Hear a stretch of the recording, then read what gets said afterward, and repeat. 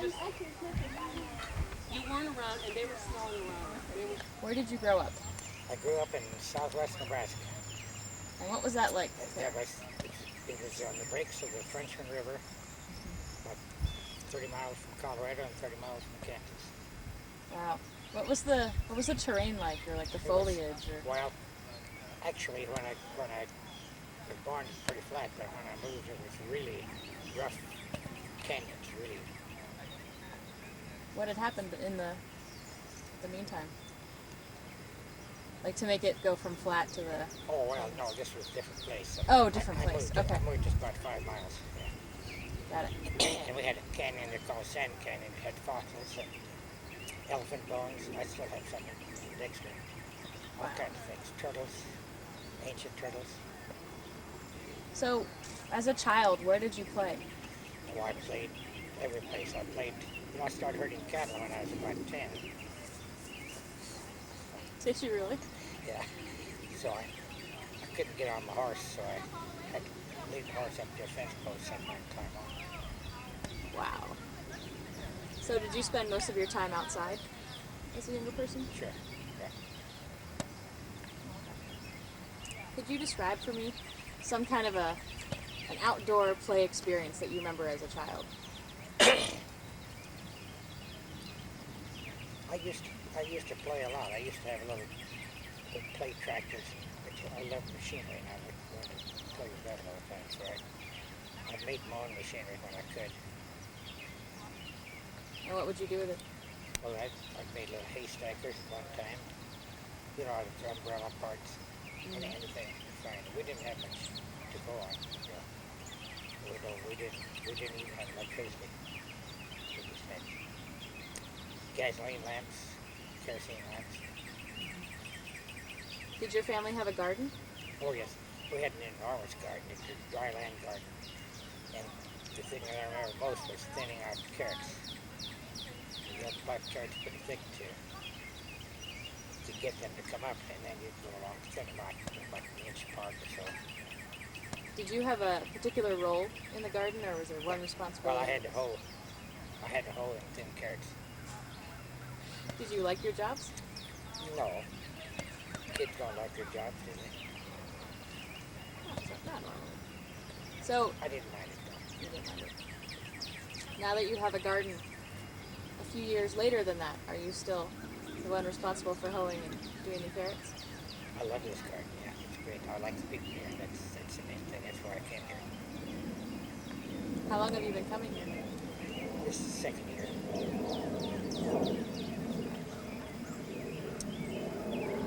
Take a little break. What are your memories of the spring season as a child? Usually, we used to get, when the lamb's quarters came out, we used to eat lamb's quarters all the time. So I'd go out and pick lamb's quarters. I don't know whether you know what lamb's quarters are. What are they? Well, I don't know the botanical name for a lamb's quarter, but they're good to eat. And when the grass got green, of course, then I started herding cattle, which wasn't all that much fun. When would you put the garden in? Oh, May, 1st of May, yeah. Different vegetables came in different seasons. When would spring actually start there? Well, actually, the last frost date was really almost exactly like right here in Michigan. Maybe May, last part of May, or first part of May. And what was your favorite part of spring? Oh, riding a horse around before I had to herd cattle. Are there particular things that you could only do in spring that you couldn't do the rest of the year? We couldn't skate in spring. But we could run around in spring in the yards and so on, in the pastures, look at flowers and grasses, and just enjoy it. How did you get interested in gardening? Well, I had to start gardening when I was about 6, I suppose. And, really early I wasn't that much interested because then it was a chore. And then after that, I've gardened all my life. We had wonderful gardens all the time. When did it change from a chore to a leisure activity? Well, I suppose about the time that I got on my own, got married and got on my own, then it was a leisure activity, yeah. Let's see.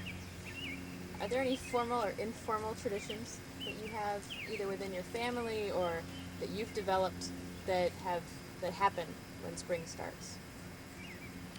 Like the solstice, something like that, no. Like anything, any kind of event or anything that you do that marks spring for you? Except all the ladies wore beautiful hats at Easter. And all dressed up, everybody went to church with their finest clothes, and everybody bought new clothes. What about you? Did you get new clothes too at Oh, Easter? sure, yeah. After we could afford them. Do you still do that? No. So what for you now marks spring? What does it mean when everything starts turning green? When it gets warm enough to sit out on the deck. And my walnut trees, they don't leave out until just about now.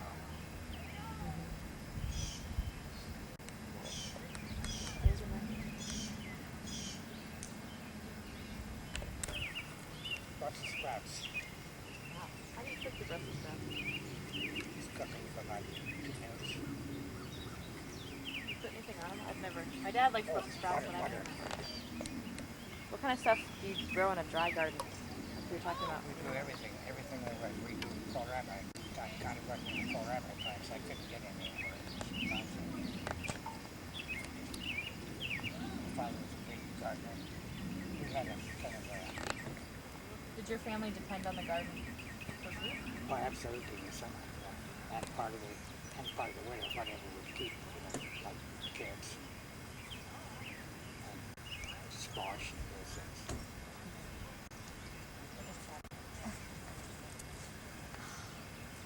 Getting his what is it? Clark Gable side. Ah, let's see it.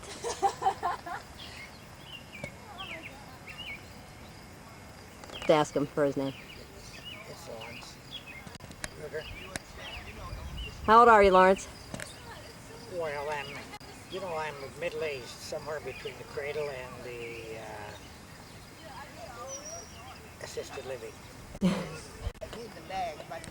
Oh, I'll put him. Why don't I put him in my bag now? Okay. How's that? Sorry, I didn't know your phone. And thank you for bringing him. Here.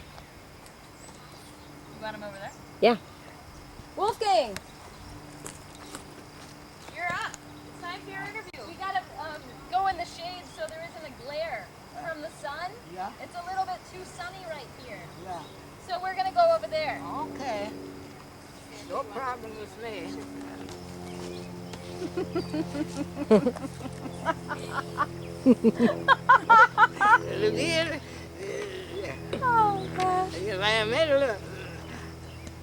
Again, I met a metal dwarf connecting his gears with the nutritional substance from the trees.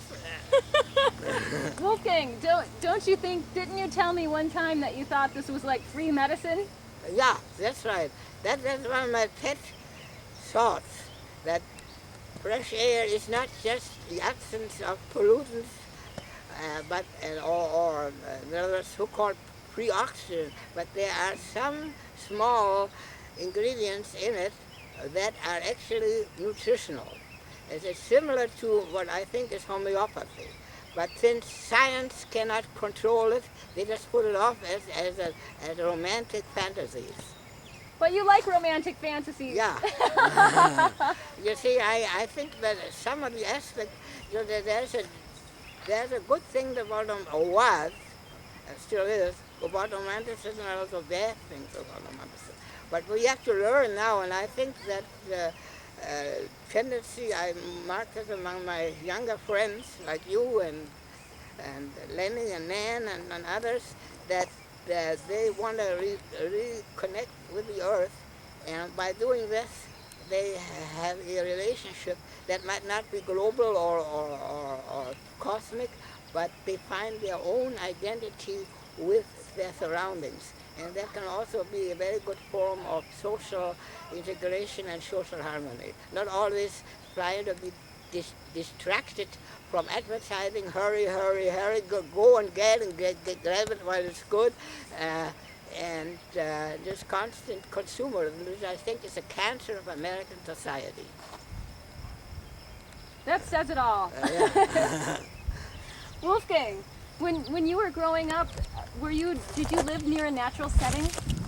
No, not really. Okay, go ahead. I didn't No. live near a natural. I lived in quite a nice neighborhood in the big city in Berlin. But ever since I was a child, I liked to be in the woods. Now the woods there are no comparison to the ones that are here. I always had this. I was very sporty and small, the smallest always, and a little afraid. And so my mother was also very doting a little bit. But even walking was always the one and only kind of relaxation, joy all my life. Not just just to be in the fresh air, and even my artistic inclinations I expressed as in natural forms. There was a tendency in art through structuralism to use geometric form, the sculpture, and also in painting, cubism and so forth. But then I had a teacher, a very nice teacher, who said, never always look at natural forms as inexhaustible. So don't, the rigid forms also have their form as pulling things together, but there should always be the natural bending and give and take of natural forms, that adapt to certain things. And I think that the same organic attitude should be, human beings should also strive for that. So you have local and global, in the harmony between global and local identity. So this is authentic. It doesn't have to be, phobic. That was the nature of all later romantic forms, and anti-Semitism, and against blacks, and also the false notion that slavery was something that was only done in the West. As a matter of fact, slavery was less here than it was in other countries. Wolfgang, I have a question that's more related to nature for you. Do you remember when you were a child playing in nature? Playing? Well, I don't remember playing, but I know I always liked butterflies and birds, and so I identify with it. And like I say, going out, and maybe I know you're here. You're a good. I always liked fairy tales, and even people that live sort of separate, but always have some kind of unique contact with nature, and looking out of the little window, and some of the older European cities, where people live more closer together, and then they have nooks and corners, and all these nooks and corners sometimes, not always, have very, very fine romantic divisions of the street. So there's something unique in every corner. Ideally, I'm not saying there's always that way, but this kind of lifestyle was actually made the idea for the romantic, and that romanticism then became part of children's books. Do you, Wolfgang, do you have any memories of spring as a child in Germany? Oh, yeah. What are your memories of spring? Sure. My parents, especially my grandmother, she always said, to see the spring. The spring was sort of spring was part of the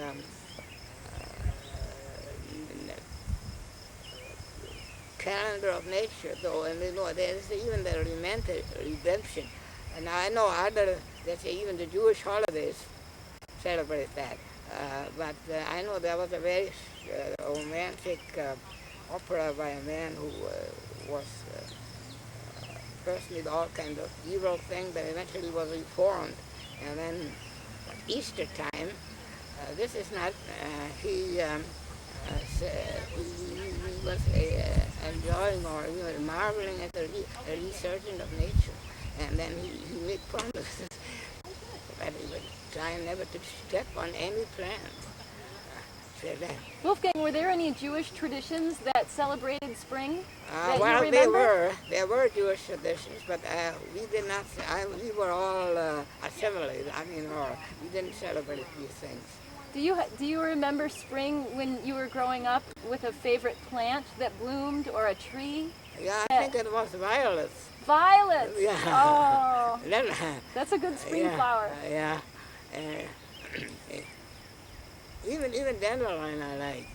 Dandelions. Yeah. You know, I know, but this was always something that struck me as rather odd. You know, this country is so rich and diverse in flora, and then the Europeans brought all their own things with it. It always reminds me of going to a dinner and then bringing your own food. Wolfgang, when you think back to your childhood memories, do you ever wish that you were a young boy again? Sometimes, that's right. I would, I would. I mean, I see things that I would like to do different now. So I'm not. I would, and I'm very fortunate to meet young people like you. I mean, that actually put these fantasies or ideas into practice, not only for the young but for the old. And I think that's just a wonderful idea. So that the generations come together and there's a mutual give and take, not one thing, don't tell me all that old stuff.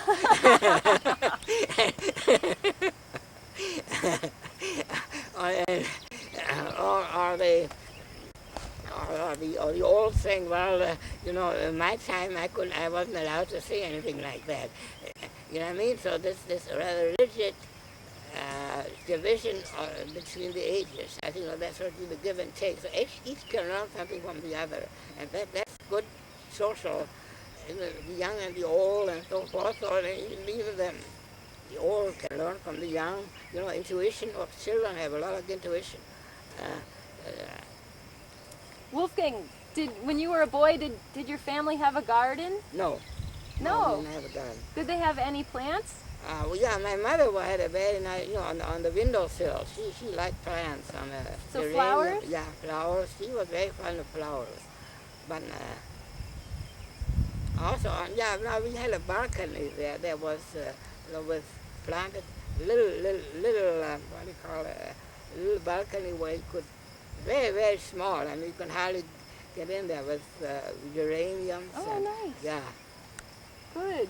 Well, do you think that experience being around plants inspired you to become a gardener? Yeah, that definitely. I mean, like I say, in nature, and also, I'm going to learn here and come back to the Cancer Institute. I think a lot of the cancer phenomenon, the burgeoning phenomenon of cancer is liable to bad air and too much stress, and also too much meat eating, because all these animals that we eat without ever thinking, they're being tortured, to grow faster and so forth. And so Wolfgang, would you say that more people need to be gardening? Yeah. And eating food from the garden? Yeah. To live more in harmony with nature. Not just, having big festivals and then it's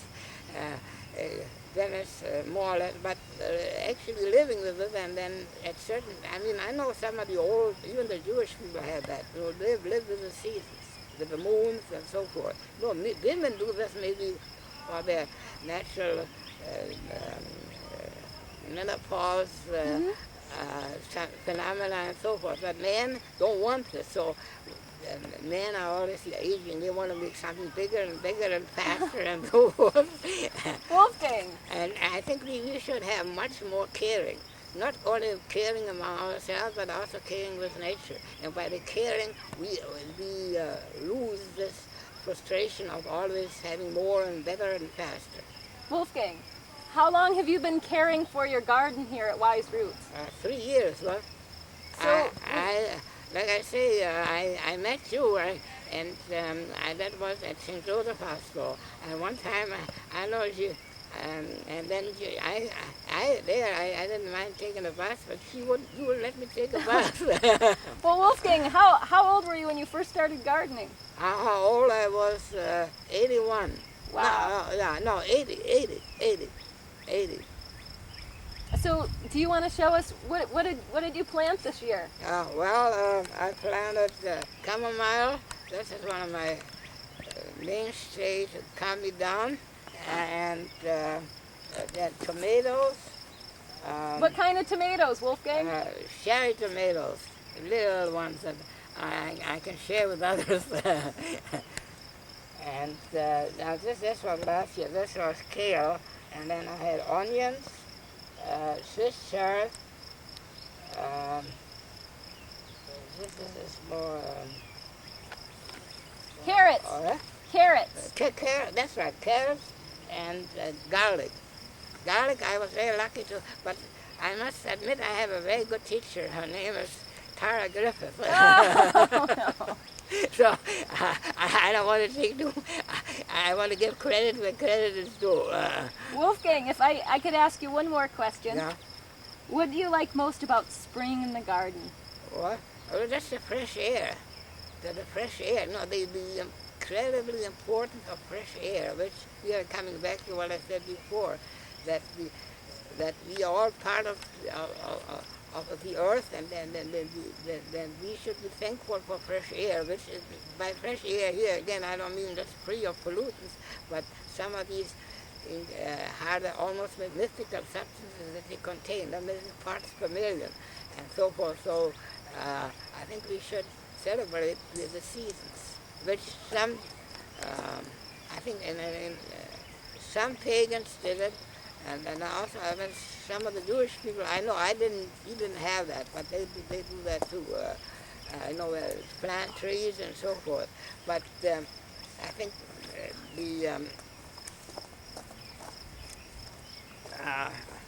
similarly the Jews, the Jews, when they were allowed to leave the ghetto, they become very much mainstream. There are a lot of scientists and so forth. And scientists are usually not interested because they are always dualistic.